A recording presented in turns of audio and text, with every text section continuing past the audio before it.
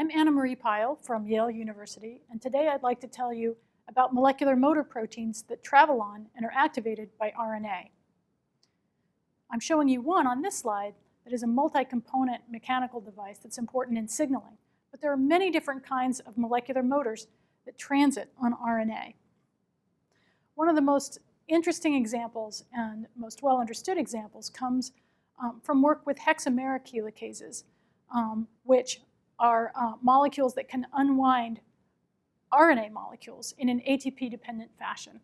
And this is beautifully illustrated through work by James Berger, who showed that the hexameric RNA helicases actually have subunits that wrap around single-stranded RNA and thread single-stranded RNA through the center, actively pulling the sugars through the center of the pore and thereby transiting along the single-stranded RNA molecule. This enables proteins like Rho, which is illustrated here, to strip off anything that is in their path as they pull the RNA strand through the center. And the mechanism for directional transport of the RNA through the middle is fascinating in that in this system and in others studied by Limor Joshua Tor, you can see that the center contains loops of protein that capture sugars and phosphates and actually mechanically transfer the strand through the middle. And all of this is made possible by the fact that these proteins undergo conformational changes that are concomitant with ATP binding and hydrolysis. The Rho protein that I'm showing you here and many others are built from the same ancient construction module, which is a protein called the Rec-A fold. And Rec-A is an important protein that is utilized during recombination events. But this same protein domain has been recapitulated and used in many different types of molecular motors that transit on DNA and RNA. And to show you this, a superposition of Rec-A with a hexameric folded DNA helicase shows you that this nice superposition indicates that this type of building block has been recapitulated many times during evolution to generate motors of different form and function. So I don't work on the hexameric helicases. I work on superfamily 2 helicases and motor proteins that have a little bit of a different body plan. Rather than having a hexameric ring of Rec-A folds, they have only 2 Rec-A folds with ATP binding between them. And these families can be divided into other subfamilies that compose many different kinds of functional proteins. There are the viral helicases that are very processive and which unwind long viral genomes. And then there's another distinct subfamily that I'll tell you more about that tend to stay in one place and have ATP-gated conformational changes that potentiate function. So one of the things that's useful to do is to point out that proteins that have been annotated as RNA helicases have many, many different properties in the cell. They're not just helicases. In other words, they don't just unwind things just because you see the signature motif for a helicase. ATP-modulated RNA binding can be transduced into function in many different ways. For example, many of these proteins are translocases that sort of skitter along single-stranded nucleic acid. In the process of that, they can unwind second strands of RNA and DNA from the lattice. They can also, in the process, displace proteins that are in their way and disrupt ribonuclear protein complexes. Some of them are actually very stabilizing, and they bind to certain RNA substructures and help to hold them shut. And a number of them function as RNA binding proteins whose affinity can be reversed through ATP hydrolysis. And what I'll be telling you about in more detail today are examples in which these proteins act as RNA and ATP-gated conformational switches. So in this particular case, I'm going to show you that in my lab, we've examined 2 sort of prototypes of this sort of motor. One of them that we've spent a lot of time working on is the NS3 helicase from hepatitis C virus, which is a translocase that unwinds RNA and DNA. And the other one that we've been working hard on is a closely structurally related protein called the RIG-I innate immune receptor. So let's start with the hepatitis C helicase first. to exemplify the function of this protein family. Most superfamily 1 and superfamily 2 helicases act as translocases, and in the process of moving along single strand, displace things that are in their path. And the NS3 helicase is no exception. In this drawing here, I'm showing you a structure of NS3, and you can see domain 1 and domain 2 are the two Rec-A folds that comprise this protein. The ATP binding cleft is in the center, and I've colored the motifs involved in ATP binding, and RNA threads through the middle. And the way this protein and related proteins function is that the two Rec-A fold domains scissor back and forth, as shown here. So back and forth, and in the process, in a process that is gated by ATP binding and hydrolysis, thereby move RNA through the middle of the protein. And this has been made into a nice animated cartoon by Soo Myung, who showed us that the two Rec-A folds of NS3 move along their single-stranded track, one phosphate at a time, as a function of the binding and hydrolysis of a single ATP, and in so doing, drag an ancillary domain behind them that basically pries the second strand of RNA from the track. So we think that in many cases, for superfamily 2 helicases, this is the primary mode of function when they actually have a translocative capability. However, certain members of helicase superfamily 2 behave in a way that's not consistent with canonical helicases. In other words, they don't appear to unwind things, even though they consume ATP and they bind RNA. And the most prominent members of that family fall into this phylogenetic designation, the RIG-I-like family of motor proteins. And these include RIG-I and MDA5 pattern recognition receptors, and interestingly, the dicer protein that's involved in small RNA processing. So these are very important proteins in eukaryotic biology, but surprisingly, we've known very little about them until recently. So odd mechanical behavior by this family was suggested by early work on a protein called MDA5, which again is a reasonably canonical superfamily 2 protein. And MDA5 is a protein that was found to have melanoma growth suppressive properties and was identified in early studies that pertained more to cancer. One of the things that we found in studying MDA5 that we found to be interesting was that its ATPase activity was stimulated only by double-stranded RNA. So this is ATP being hydrolyzed into free phosphate. That only occurs when MDA5 binds double-stranded RNA and not single-stranded RNA, as in other more helicase-like proteins. This protein also had these bizarre domains called caspase recruitment domains, and we couldn't at the time figure out what they were doing. And basically, the protein was behaving not like a helicase. It seemed to be acting more like a switch.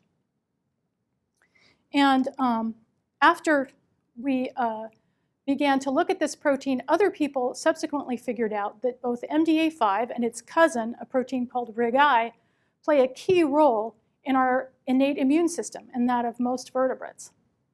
And then other people had shown that the dicer proteins are essential in small RNA metabolism. That is the generation and function of siRNAs and microRNAs. So here was this family of major importance with weird enzymological behavior. They acted like non-helicases, and there was no structural information on them. So this struck us as a bit of a problem. So once again, these unusual proteins were built with parts from a helicase. So a standard superfamily 2 helicase has conserved motifs in the Rec-A domains 1 and 2 that enable them to sandwich ATP in the center and thread RNA through the middle. So we were curious how these were organized in the context of a machine that did something quite different than helicase activity. So we decided to focus on the protein RIG-I, retinoic acid inducible gene 1, in order to better understand structurally what was happening in the transactions between the motor protein, RNA, and ATP. So a very, very short picture of what RIG-I does is that when our cells are infected by an RNA virus, the virus often releases RNA into our cytoplasm, and this RNA, for many viruses, especially really bad ones like dengue virus, Hep C, and others, will often contain double-stranded regions and a 5' triphosphate. These patterns are recognized by our RIG-I protein, which when floating freely in the cytoplasm tends to be somewhat conformationally loose and open. But when it recognizes these RNAs, these special viral RNAs, it wraps around them and then presents signaling domains upon binding of RNA and hydrolysis. And the signaling domains lead to the activation of the interferon response through a cascade that we won't go into in this lecture. So what are the different viruses that are detected by RIG-I and what are their targets? RIG-I tends to recognize viruses with double-stranded RNA genomes or a short terminal duplex. These include the flu, flaviviruses, and many other very dangerous public health concerns. And the chemical constituents that are consistently recognized include a double-stranded RNA, a 5' triphosphate, and at the same time, these proteins have to ignore RNAs that are in our cytoplasm. And most of our RNAs that are floating around have a different 5' end. They have a cap on the end that will make it more difficult for RIG-I to recognize them. So to understand RNA recognition by RIG-I-like receptor proteins and dicer and MDA5, we felt that it was important to obtain high-resolution structural information on this protein family, especially in complex with RNA. So we were able to make large amounts of proteins in this family using the PET-SUMO system, and obtaining large amounts of soluble human protein, we were able to crystallize RIG-I in a form that had the intact protein, except for it lacked the signaling domains, the caspase recruitment domains. And this was made possible by defining the proper length RNA that has high affinity to the RIG-I protein, which turned out to be about a 10 base pair duplex. And here's crystals shown here. The RIG-I RNA complex was solved to high resolution by 3 different labs roughly around the same time. And we were fortunate because we all captured different and interesting states of the molecule. So I'll be telling you a compilation of things that we all found. But the bottom line in terms of overall structural features is that RIG-I wraps around the RNA, sort of looking like a donut with RNA running through the center, like so. And you can see that one end of RIG-I sort of caps the RNA duplex, while the other end of RIG-I has an extension of the RNA that can stick out of this side. Given the resolution of a subset of these structures, it was possible to actually understand the molecular interface with RNA. But first, let me tell you a little bit about the domain architecture of this protein, because I continue to find it fascinating whenever I look at it. The RIG-I family proteins has evolved a number of adaptations which confer new functionality to the protein. Immediately, we were able to see that there are the canonical RECA folds shown in dark blue and green here, which we're calling HEL1 and HEL2. In RIG-I-like proteins, in the absence of ATP or in anything other than in a strong ATP analog, these are held far apart. So this cleft for ATP binding is very wide. But new innovations have evolved in this protein. So remarkably, sprouting out of HEL2 has emerged a new domain that is a series of alpha helices, an alpha helical bundle that's an adaptation that allows these proteins to recognize the 2 strands of double-stranded RNA. So this is what converts them from a single-strand translocase into a double-stranded RNA binding protein. This innovation here, this C-terminal domain shown up here in orange, is an adaptation that's evolved so that these proteins can specifically bind tightly to an RNA 5' triphosphate. And my favorite innovation that's developed in this protein family is the red one here, which we call the pincer domain. And you can see that in this position here, the pincer domain connects this triphosphate sensing domain with the RNA binding motor domain and transduces the information between these processes. So this is sort of an energy transduction domain that rocks along a sort of central axle that you can see that is grown out of the HEL1 domain. So all of these different domains are in communication with one another so that ATP binding communicates with RNA binding, et cetera, to send signals throughout the whole structure. In addition to evolving new domains, even the RecA fold domains have changed a little bit in the RigI family of proteins. What I'm showing you here is the sort of RecA-like fold in one of the domains from a typical helicase protein or dead box protein. In the RigI-like family of proteins, a couple of these helices, alpha helices, has actually been pulled out of the superstructure and is now at an unusual angle with respect to the lattice. So this has also led us to think that the motor domain is functioning differently in RigI proteins.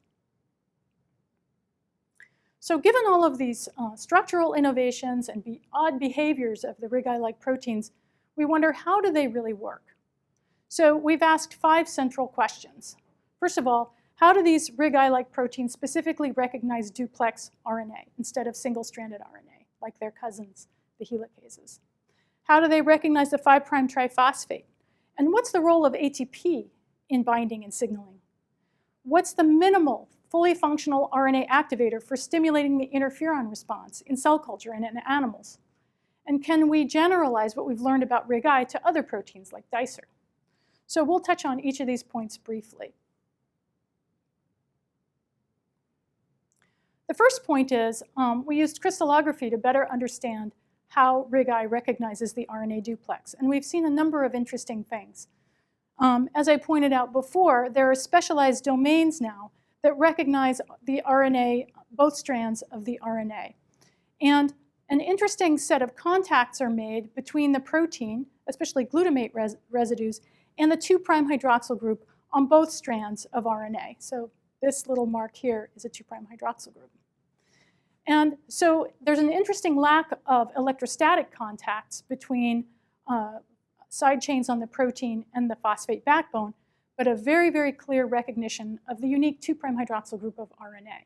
And that allows this pattern recognition receptor, RigI, to differentiate RNA from DNA, which is also very important. So the RigI structure in this way provided a nice window into the way this specialized proteins are recognizing RNA duplexes. So how are they recognizing the RNA 5' triphosphate? So to get at that problem, we recrystallized RigI with an RNA hairpin that contained a 5' triphosphate. And what you can see is a structure that's very similar to what I showed you before, same conformation and domain architecture. The RNA duplex is running through the center, but now you can see that the C-terminal domain is binding a 5' triphosphate. And what you observe is that there are tight contacts, especially between protein side chains in the CTD and both the alpha and the beta phosphate of the triphosphate. So these are energetically very important, which we determined through direct binding studies. We find that the full-length RigI protein binds phosphorylated RNA duplexes with picomolar affinity. So this means that you only need a tiny trace of viral RNA in a cell in order to activate the RigI response and to stimulate the protein. So we see that the difference between a triphosphorylated and a non-triphosphorylated RNA is 3 to 4 kcals per mole in affinity. And so both the binding of the RNA duplex and the binding of the triphosphate are critical for function. So what is the molecular basis for RigI selectivity in binding viral RNA? The structural studies all suggest that RigI binds a short RNA duplex that really only has to be about 10 base pairs long, and that it recognizes the triphosphate. The structural work also suggests that RigI is an end capper, as Stephen Cusack has called it, and that it binds as a monomer. RNA binding is mediated by multiple domains that work together to have high affinity for the viral RNA determinants. And in some cases, the domains each have such high affinity that when they're combined, it's reduced so that they can enhance their specificity for viral RNA instead of host RNA. So one question we asked, is such specific high affinity binding sufficient for signaling and induction of the interferon response? But one of the key questions in addressing that issue is to understand better the role of ATP. Up to now, I've really focused on how RigI recognizes RNA, but I haven't talked much about ATP. And that's because that's probably the state that we are trying to learn the most about at this time. But based on a combination of structures from multiple labs, we've been able to see that when all domains are in place, including the caspase recruitment domains shown here in orange, there is plenty of room for RIG-I to completely encircle a double-stranded RNA molecule.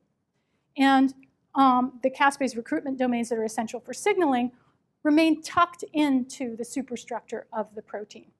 So that led us to wonder if maybe this is possible because the two ATP binding domains are so far apart in the absence of ATP. And so in one structure from the Cusack lab, it was possible to show that in the presence of ADP aluminum fluoride, these two Rec-A folds of the ATP binding cleft actually clamp tightly shut in the presence of a good ATP analog. And this tightly closes the superstructure of the protein around RNA. And this is just to show you what those domains look like in the open form and what they look like. And this would be in the presence of no ATP or an ADP, but this is what they look like in the presence of ATP. So there's a big conformational change in the protein that takes place when ATP binds. And we think this might gate the functions of the protein. So right now, based on modeling of all these different states, we think that what occurs is that the RIG-I protein remains relatively compact and surrounding RNA in the absence of ATP. But when ATP binds, what one observes is that entire structure clenches tightly shut, and we can see that the caspase recruitment domains clash into the C-terminal domain of the protein, and that is likely to cause ejection of the signaling domains and thereby induce the first step of signaling. And a cartoon of this is as follows. Our work so far suggests that RIG-I is a two-trigger motor, whereby it's a pretty open protein when it's wandering around in the cytoplasm. The first trigger is the binding of phosphorylated duplex RNA, and in that structure, all the domains are accommodated, sort of surrounding the RNA.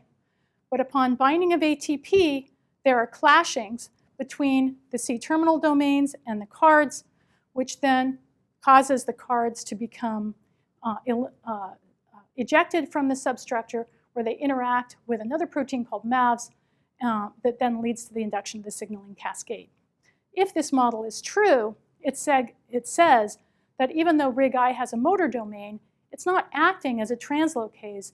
It's more acting like a G protein or other proteins that couple ATP binding and hydrolysis with interactions with bigger systems and with signaling rather than with directional motion.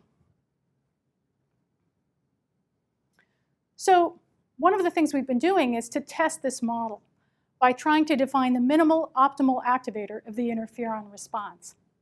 So if our models for functional RNA recognition and ATP activation are correct, we ought to be able to activate RIG-I and stimulate the interferon response in an animal with a very simple set of ligands.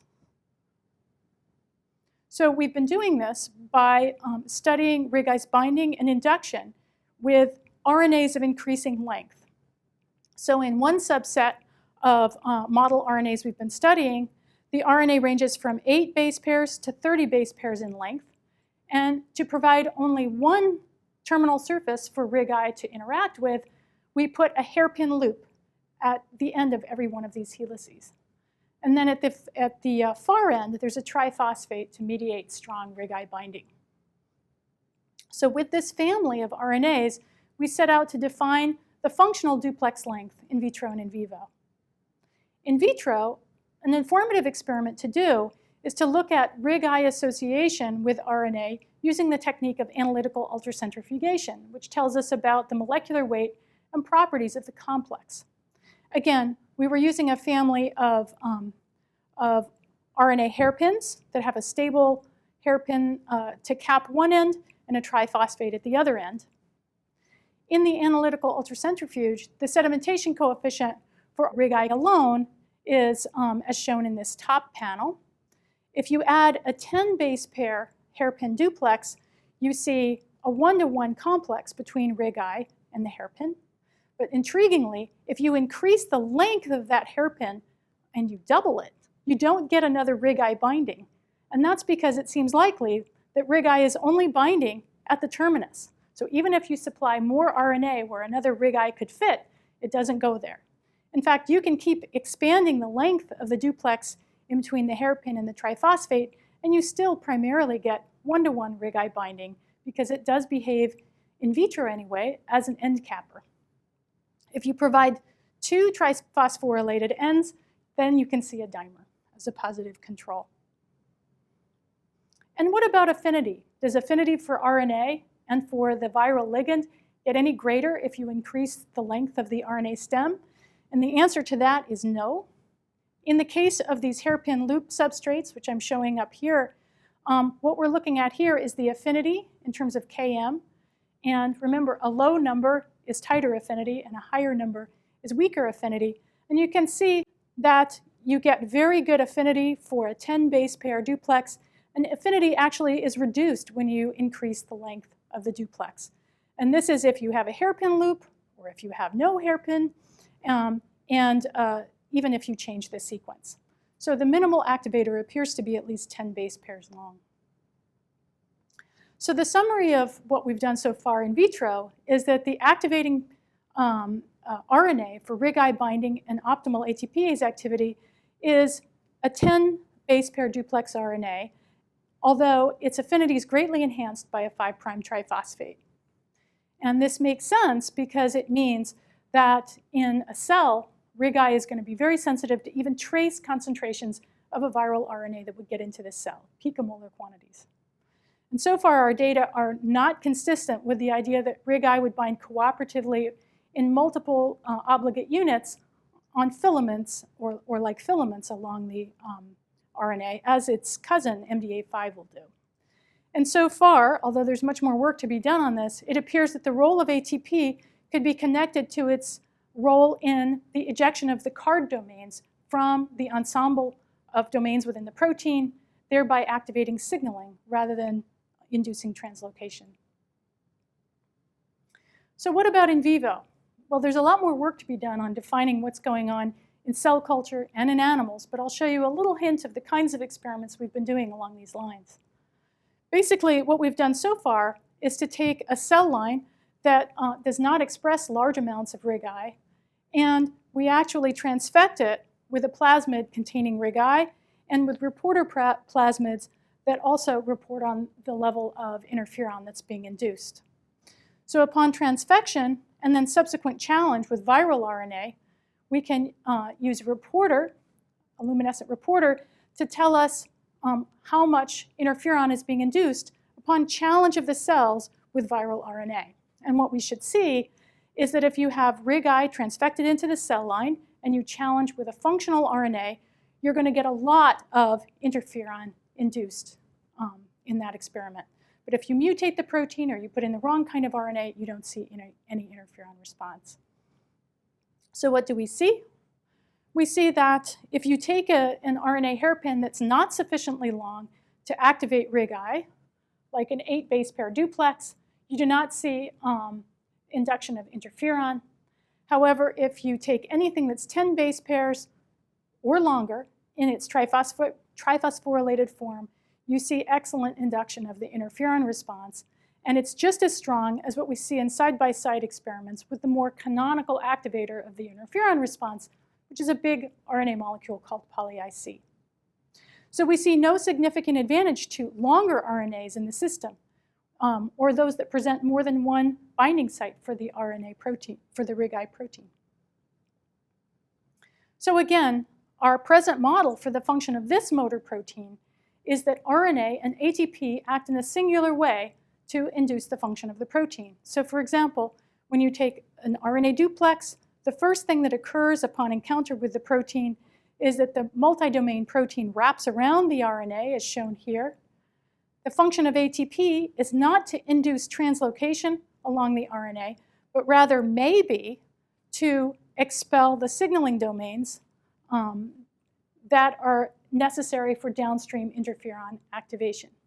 So once again, in this case, nature has taken the same components that it usually uses for building up directional motor proteins and has coupled them with other domains in order to create a new type of proteins, a new family of proteins that are important for signaling and small RNA processing. So the outlook for all of this is that it'll be necessary to move beyond cell culture and beyond contrived experiments to see the minimal determinants for interferon induction and RIG-I activation in a whole animal and in a human, and to understand the downstream events and to understand the rigorous interactions between the RIG-I signaling domains and other proteins that potentiate interferon induction. We also would like to see the development of small molecule tools to modulate this system, because they could potentially be valuable therapeutics, and they also would help us understand the system. And finally, if this system were made to work effectively, it would mean that there might be a class of vaccine adjuvants based on small RNAs that could be very useful. So finally, I'd like to conclude all this by saying that I hope you came away from this presentation with understanding that an ATP-dependent RNA motor protein is not necessarily something that moves directionally along nucleic acids, but rather can also have a multitude of other potential functions, including functioning as a signaling protein, and that ATP hydrolysis can be coupled to many, many other mechanical events in superfamily 2 proteins. To make this work possible, I've been working with a very talented team, and I'm indebted to the following people: Dahai Liu, Adriana Vela, David Rawling, Andrew Colway, Megan Fitzgerald, and Steve Ding. And thank you for listening to this presentation.